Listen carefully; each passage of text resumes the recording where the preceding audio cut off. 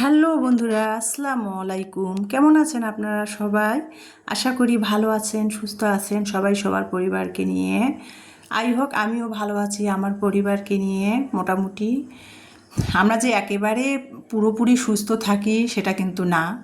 আমরা মুখেই বলি সুস্থ, কিন্তু আমাদের শরীরে নানান ধরনের অসুখ নতুন নতুন সবাইরে কম বেশি অসুখ বাসা বাঁধেই। তার মধ্যে দিয়ে আমাদের জীবন চলতে হয়, সুখ দুঃখ অসুস্থ মিলে। তো এই যে সকালবেলা কিন্তু আজকে সকাল থেকে কারেন্ট নাই, মানে 6টা থেকে কারেন্ট নাই। মাইকিং করছিল হয়তো কি না কেউ বলতে পারে না, বাড়িওয়ালা ভাইরাও বলতে পারে না, কারেন্ট নাই পানি নাই। তো ছাদে যেয়ে অফ ক্যামেরার মধ্যে কিন্তু আমি রুটি বানিয়ে মানে বাড়িওয়ালা ভাইদের খড়ির চুলায় মাটির চুলায় ছাদে যেয়ে রুটি অফ ক্যামেরায় রুটি বানিয়ে নিয়ে আসছে। আর ফ্রিজে করলা ভাজি ছিল, সেটা দিয়ে আর কি সকালের নাস্তা। আর আজকে চুলায় আর কি মাটির চুলাতে আর কি চাও বানিয়ে নিয়ে আসছি, সেটা দিয়ে নাস্তাটা খেয়ে নিলাম, সেটা আপনারা দেখতে পেয়েছেন। তারপরে বারান্দার যে গতকালকে কাপড়গুলো শুকিয়ে রয়ে গেছে, কাপড়গুলো তুলে গুছিয়ে নিলাম, নিয়ে তারপরে ঘর মুছতেছিলাম, আর সেটাই আপনাদের সাথে শেয়ার করতেছিলাম।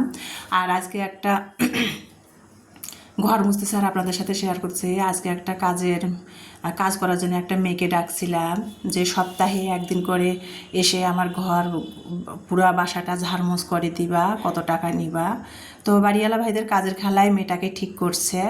তো মেয়েটার কাছ থেকে আমি না ওই যে জ্বালানার পর্দাগুলা আর কিছু টুকিটাকি কাজ অনেকগুলো জমে ছিল, সেগুলো ধুয়ে নিচ্ছিলাম। এই যে ইমানের বেডরুমে জ্বালানার পর্দাগুলো ধুয়ে নিচ্ছিলাম মেয়েটার কাছ থেকে। তো যাই হোক, মেয়েটাকে ঠিক করলাম, মেয়েটা ঠিক মতো আসলে হয়েছে। মাসে 4 দিন আসবে, মানে সপ্তাহে একদিন করে। তো বললাম যে কত টাকা করে নিবা, তো বলে নাই কিছু। তো বলছে আগে কাজ করি পরে দেখা যাবে। তো মেয়েটাকে দিয়ে আমি পর্দাগুলো ধুয়ে নিচ্ছিলাম ছাদের মধ্যে, খোলামেলা বাড়িওয়ালা ভাইদের ছাদে যেয়ে আর কি। বাড়িওয়ালা ভাইদের এই যে ছাদে একপাশে চুলা, বড় বড় চুলায় মাটির চুলায় রান্না হয় খড়ি দিয়ে। আর খড়ি তো বাড়িওয়ালা ভাইদের গাছের অনেক খড়ি, কখনো বাড়িওয়ালা ভাইরা খড়ি কেনে না, ওনাদের গাছের খড়িতে ওনারা রান্না বান্না করে, বড় বড় মাটির চুলা ছাদের মধ্যে। যাই হোক, ওই খালাটা ওই কাজের মেয়েটাকে দিয়ে আমি আর কি ওই যে পর্দাগুলা জ্বালানার কিছু ধোয়া মোছা ছিল সেগুলো করে নিলাম, নিয়ে ছাদের মধ্যে শুকাতে দিয়ে কাপড়গুলো মেলে দিয়ে তারপরে চলে আসলাম রান্নাঘরে। তো ভাবলাম যে কি রান্না করব। মেয়েটা চলে গেছে, ওকে বাড়ি থেকে সমানে ফোন দিচ্ছে, ওর বাচ্চা কাঁদতেছে। ও চলে গেল, মানে 1 ঘন্টাও ছিল না। তো যাই হোক, কাজের মানুষ কাজ করাবো কিনা সেটাই চিন্তা করতেছি, 1 ঘন্টাও ছিল না, চলে গেল। তো এই যে আমি এখন আর কি ফ্রিজের মধ্যে মানে গত রবিবারে বাজার থেকে পটল নিয়ে আসছিলাম, যে পটলগুলো শুকায় যাচ্ছে, ঠিকমতো খাওয়াই হয় না। আর গরমের তরকারি না একদিন মানে আজকে কিনলে কালকে আর কি ফ্রিজে রাখলো আর কি, তরকারি একটু শুকে শুকে যায়। তো যাই হোক, সেখানে 1 সপ্তাহ প্রায় হয়ে গেল। তো ভাবলাম পটলগুলো একটু ভাজি করি। ইলমা আর কি পটল ভাজি খুব পছন্দ করে, মানে পটল কেউ ভাজি বলে, কেউ পটলের বড়া বলে। তো যাই হোক, পটলটা ভাজি করে নিলাম। তারপরে পটলটা ভাজি করার জন্য লবণ হলুদ মরিচ দিয়ে তো পটলটা মেখে তারপরে ভাজি করে নিলাম তেল দিয়ে। আর মিষ্টি কুমড়া ছিল, মিষ্টি কুমড়াও আর কি নষ্ট হয়ে যাচ্ছিল। তো মিষ্টি কুমড়া দিয়ে ভাবলাম যে গরমের মধ্যে তেলাপিয়া মাছের মাথা অনেকগুলো ফ্রিজে আছে, সেগুলো দিয়ে মিষ্টি কুমড়া দিয়ে আর কি একটু পাতলা ঝোল করব। আমার মেয়েরা মিষ্টি কুমড়া কাটা দেখে বলছে মিষ্টি কুমড়া দিয়ে মিষ্টি কুমড়া দিয়ে কেউ আবার মাছ খায় না, কেউ যে রান্না করতে চাইলে সবে মজা লাগে, খেয়ে দেখো।